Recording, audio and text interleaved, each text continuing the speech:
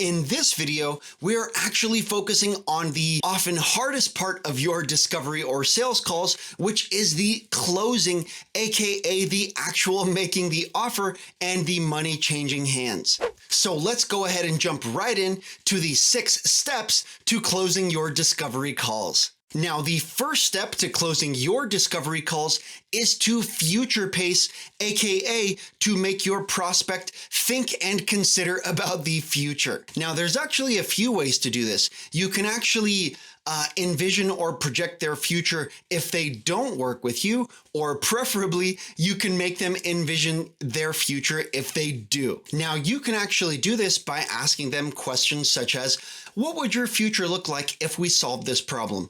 Or how are the problems that are in your way currently manifesting themselves and getting in your way? So all of these questions or types of responses elicit them to consider, how might my future look? Or what will my future look like if I do or don't buy from them? The next step to closing is actually very important to all sales, which is flat out summarizing. So I've mentioned before about the importance of listening and being empathetic to your prospect. Well, one of the best ways to show that you were listening to them and that you empathize with them is to flat out summarize everything that they told you. Now, I know that seems relatively simple, but this actually makes a huge difference. So on this step, you probably want to focus mainly on their problems that they mentioned and on their goals, aka the problems with where they are now and the dreams of where they want to be. So the short story here is to let them know, okay, so your problems are XYZ and your solutions will be ABC.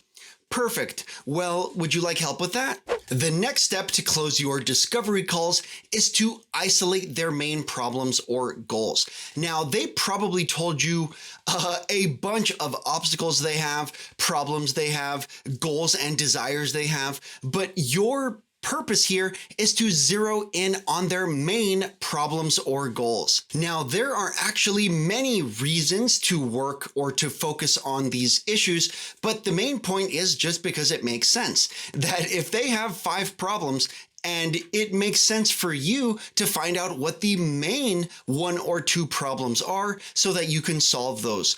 Or equivocally, I think that's the right word, that if you find out what their goals are, then it obviously extremely makes sense to find out what their 1 or 2 main goals are and the best way to reach them. Now, it's practically guaranteed that their problems, their obstacles, their goals, their dreams, their desires will be all over the place, which is exactly where prioritization comes in.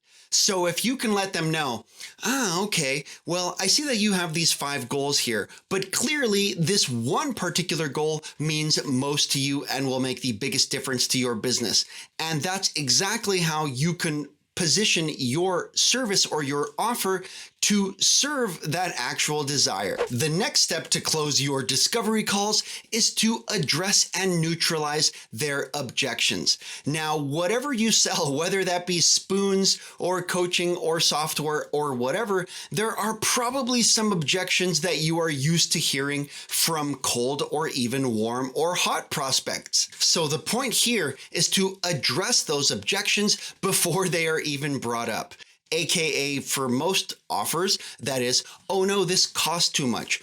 Oh no, I don't need this. Oh no, there are alternatives. Now, there are more objections, which I do talk about in my video here, but in any case, you at least want to have answers or at least decent answers to these somewhat common objections. The next step to closing your sales calls might be the most important to every step out of every business in every situation, which is to actually ask. In other words, to give them a CTA, otherwise known as a call to action. So the short story here is to tell them exactly what to do. Now, this is partially just human psychology, but the point is that humans default to inaction, aka to doing nothing. So the point is that the best way to combat this natural human tendency is to tell them exactly what to do. This means sign up here,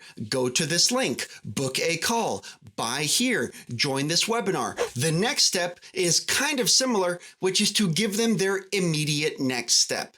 So step 5 was to actually ask for what you want. That means actually make the offer, tell them what to do, and so forth. But this next step here is to actually give them the next immediate step. So if your step 5 action for them to take was to book a call, to buy, to visit your website, to subscribe to your YouTube channel, whatever it might be, you also definitely want to let them know exactly what to do next. Now, this might seem trivial or minor, but this can actually have a huge effect. So whatever your goal might be for them to do, if you want them to sign up, if you want them to subscribe, if you want them to follow, if you want them to buy, whatever that might be, you want to let them know, okay, if you want to move forward here, do this exact thing.